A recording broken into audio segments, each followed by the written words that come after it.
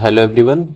आज हम बात करने वाले हैं क्लास 10th के लिए ओम्स लॉ की। ओम्स लॉ है जॉर्ज साइमन ओम ने, साइंटिस्ट हैं जॉर्ज साइमन ओम, फिजिसिस्ट थे जर्मन के। इन्होंने 1826 में, जॉर्ज साइमन ओम ने इन 1826 अप्रॉक्सीमेटली 200 ईयर्स एगो बात करी थी ओम्स लॉ। इन्हीं के नाम पर एक लॉ आया है ओम्स लॉ, जिन्होंने कहा एट अ कांस्टेंट टेम्परेचर, अगर हम टेम्परेचर को कांस्टेंट रखें तो तो जो current flowing through the conductor is directly proportional to the potential difference across the ends. इसका मतलब क्या है कि अगर हम टेम्परेचर को कांस्टेंट रखते हैं तो किसी वायर या कंडक्टर में जो करंट फ्लो कर रहा होगा वो उसके वायर्स के एंड के क्रॉस जो पोटेंशियल डिफरेंस होगा उसके डायरेक्टली प्रोपोर्शनल होगा।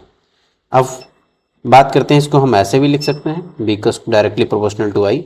अगर हम प्रोपोर्शनल का साइन हटाते हैं तो कोई एक कांस्टेंट लेकर आते हैं, तो उस कांस्टेंट के लिए हम आर लिख देंगे। ये एक कांस्टेंट है।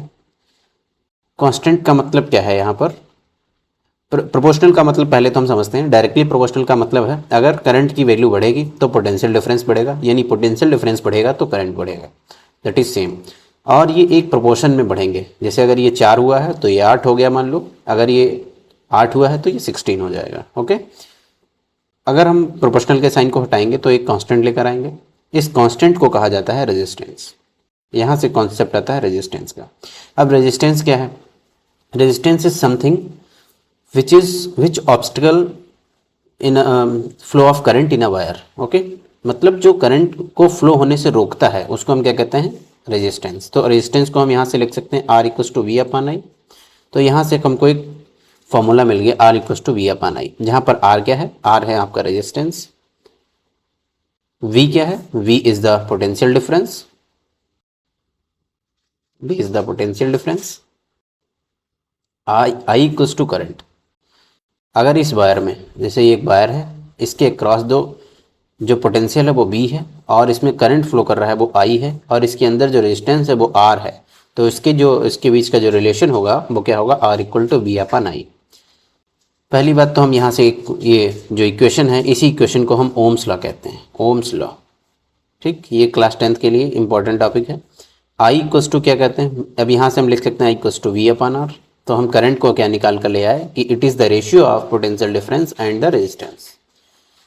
तो इस रिलेशन से हमको एक डायरेक्टली एक आइडिया मिलता है कि current is directly proportional to the potential difference and current is inversely proportional to the resistance. अब हम दो चीज़ों के बारे में बात करें। यहाँ पर आई जो है दो चीज़ों पर डिपेंड कर रहा है, वी अपॉन आर पे।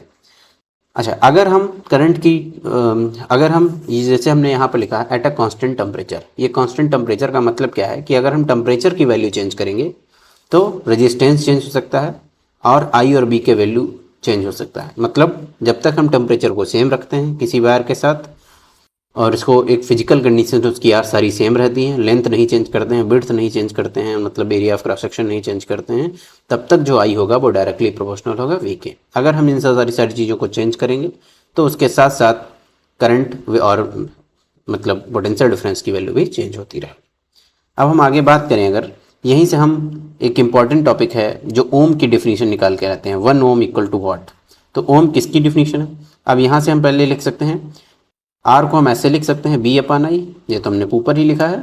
तो बी अपॉन आई क्या है? बी अपॉन आई को हम R equal to what? V की डिफिनीशन, वी की यूनिट होती है वोल्ट, तो हम ऊपर लिख दें 1 वोल्ट और नीचे लिख सकते हैं 1 एम्पियर। तो जो 1 एम्पियर एंड 1 वोल्ट का जो रेशियो होगा वही होता है 1 ohm. 1 ohm ohm is the unit of resistance. ये रेजिस्टेंस की यूनिट है, ये पोटेंशियल डिफरेंस की है और ये करंट की है। तो यहाँ से हम ओम की अगर डेफिनेशन निकालें तो क्या निकल के आएगा?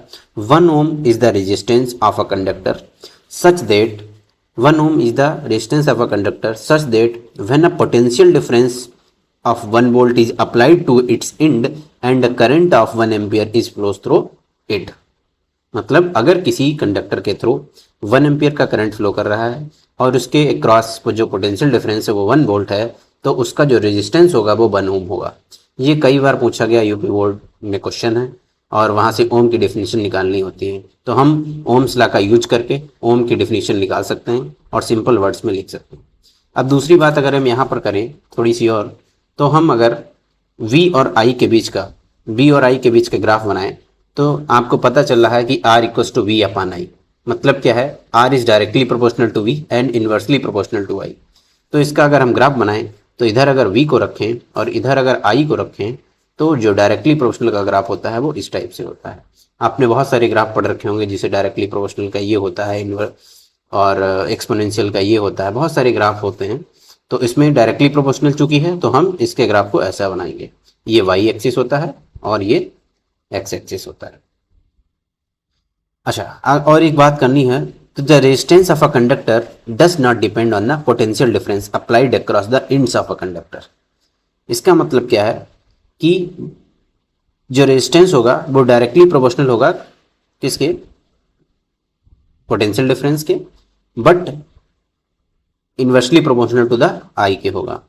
अगर हम आगे बात करें तो इसको अब हम थोड़ा सा आपको नया फार्मूला अगर बताएं तो एक नया फार्मूला आता है, आपने अगर क्लास 10th में पढ़ रखा होगा तो अच्छी बात है, R equals to rho L upon A या rho equals to R A Y L, ऐसा करके आपने फार्मूला पढ़ रखा होगा, जिसका मतलब होता है कि the value of resistance depends upon area of cross section and length of a wire, that is the resistance कितना होगा। अब ये यहाँ पर रेजिस्टिविटी होता है, रेजिस्टिविटी क्या होती है ये आप पढ़े भी होंगे और हम पढ़ा भी सकते हैं आगे। तो रेजिस्टेंस क्या होता है, depends upon length and resistance depends upon area. तो ओम्स लॉ के हम तब रेजिस्टेंस कांस्टेंट मान रहे थे, रेजिस्टेंस की वैल्यू तब कांस्टेंट मान रहे थे या उनका रेशियो तब कांस्टेंट मान रहे थे जब हम temperature, area of cross section and length को चेंज नहीं कर रहे थे। लेकिन किस टाइप से ये एरिया पर, लेंथ पर, इन सारी चीज़ों पर डिपेंड करेगा, उसके लिए R equals to rho L upon A formula होता है, जहाँ पर एल लेंथ है और ए क्या है, area of cross section of the wire.